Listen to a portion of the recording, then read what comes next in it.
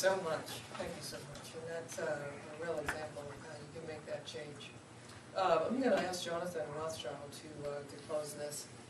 There are a couple of people that in this room that in the last, just in the last few weeks, have stepped up to the plate in addition to the resources of the Community Foundation to say we want to be partners with the foundation. Jonathan is one of them, and Paul Lindsay is back there. He is also. So I want to say thank you, and just as an example of what partnerships can produce. Thanks, Jonathan. So Steve gets to follow Jack, but I get to follow Dorinda, so fair's fair. Probably most of us in this room are lucky like I am. The people whom my mother explained to me that were most important in my life from a very early age were my pediatrician and my K through 2 teacher, all of whom I can remember their names. Dr. Simoff, Mrs. Robinson, Mrs. Oakham, Mrs. Schloss, okay?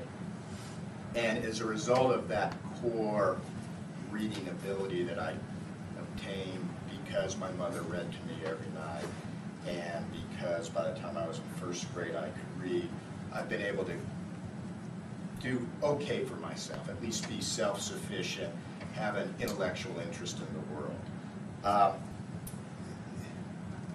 It is a shame that the numbers Jack gives us about what we spend on education as opposed to what we spend on prisons or what they are.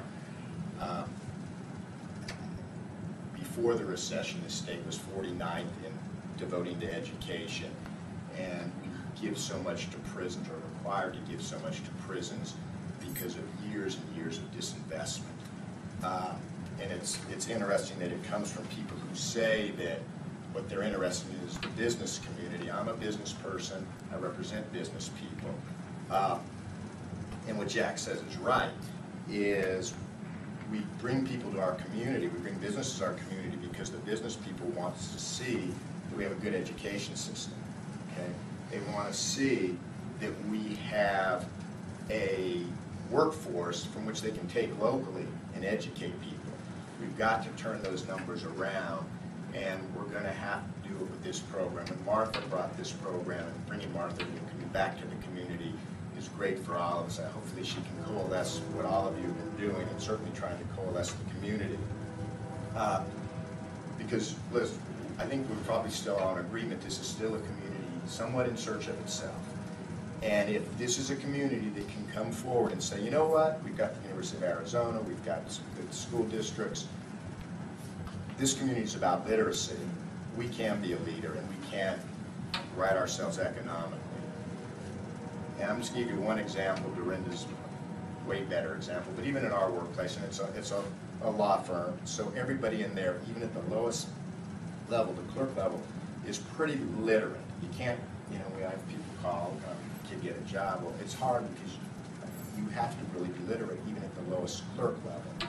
But over the years, we've been able to take people who come in as file clerks, move them to secretaries, move them to paralegals, and in a couple cases, even go on to law school. And that's what can happen with adult literacy. We've got to start with the baby literacy, move that on to the high school issue, which I wish Stephanie was here because we all know what the challenges are there. But even at the adult level, we can do things, and we can do it by bringing this community together. So I just kind of walked in off the street. I just worked down the street. It's great to see everybody here. It's great to see that we're getting this going, and hopefully together we can make this a real success. So I just wanted to take off. Thank you. Thank you.